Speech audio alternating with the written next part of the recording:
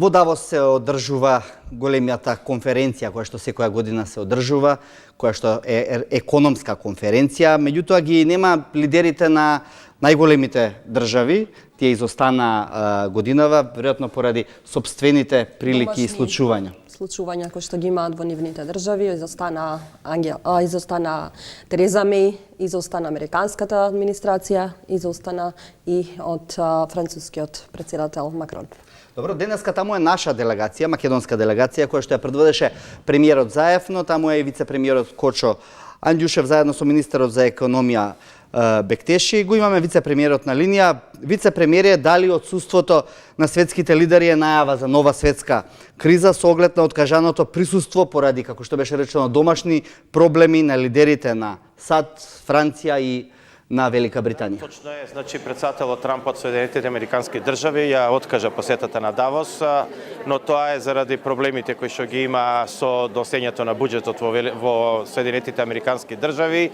Ги знаете предизвиците со кои се соочува со Брекзит Велика Британија, исто така и нели жолтите елеци во Франција, веројатно тоа беа причините зашто овие тројца светски лидери не беа присутни во Давос, но затоа пак беа сите останати, вклучувајќи и канцеларката Меркел и останати 70 лидери, председатели и премиери на држави, како и над 300 министри од разни држави. Дефинитивно Давос е најголемиот економски форум во светот, каде што ја имаме приликата да се сретнеме со сите лидери и креатори на економската и светската политика во светот, но пред се би рекол економската политика, бидејќи таа е од круцијално важење за развојот на целиот свет.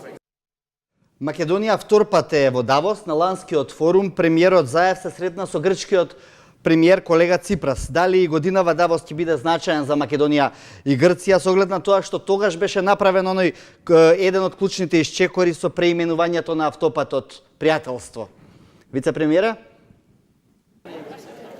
Да, Македонија е втор пат оваа година, односно после минатата година е втор пат во Давос. Минатата година фокусот беше ставен на политичките теми, значи да се деблокира политичкиот процес.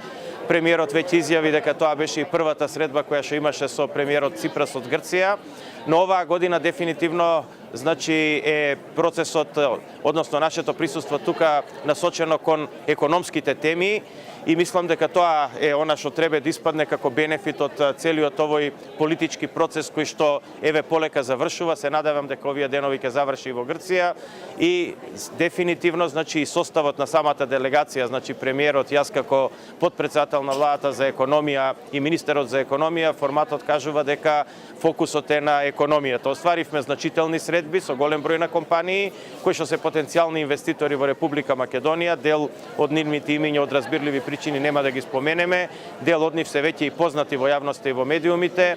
Мислам дека имавме многу плодотворни состаноци и дека тие ќе резултираат со една зголемена динамика на економска соработка со сите овие компании со кои што разговаравме.